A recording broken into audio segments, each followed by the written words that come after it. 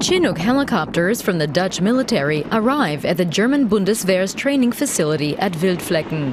The first joint German-Dutch corps is practicing for deployment to a war zone. NATO wants to be able to respond to conflicts within a matter of days. This unit has been set up as part of the alliance's response to the Ukraine conflict. Its headquarters are in the German city of Münster. General Volker Hallbauer and his Dutch deputy Leo Boylen say they have until the end of the year to develop a concept for what NATO calls its spearhead. The landscape of security policy has changed. These days we talk about conducting a hybrid war, about different operational scenarios, different elements that have to fit together. At the NATO summit in Wales, the decision was made to create these rapid deployment forces. They still don't exist yet, and that's the challenge.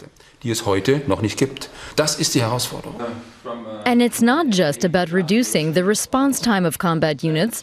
The generals say the spearhead should be able to deal with cyber attacks and should have up-to-date surveillance capabilities.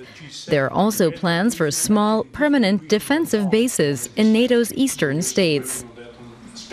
When you move forces from one place to the other, that's quite a complicated operation. So in the receiving end, wherever that is, there has to be an element that receives the forces that arrive in theater to get them in the right place, get them in the right resources.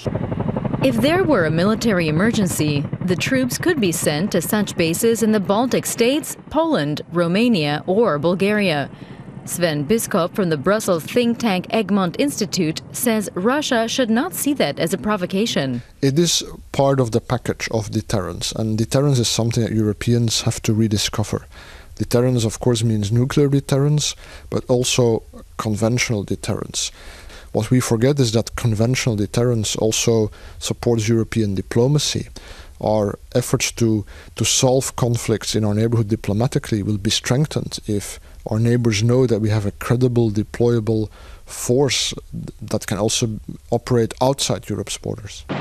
Germany is taking on a key role in developing the new forces, providing the majority of troops for the test phase. It's all part of NATO's strategy to prepare for any possible escalation of the conflict in Ukraine.